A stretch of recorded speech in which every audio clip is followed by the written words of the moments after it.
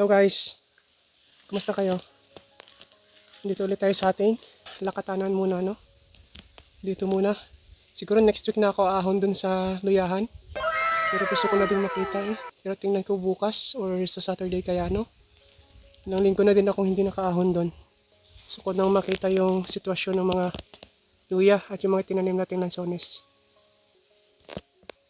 So, ito yung tinatarget kong maani sa sunod na tibaan, no? Pero parang hindi pa ata siya pwede.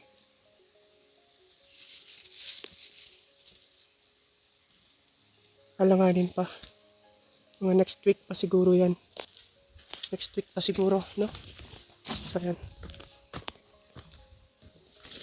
Oh, may bago ulit puso.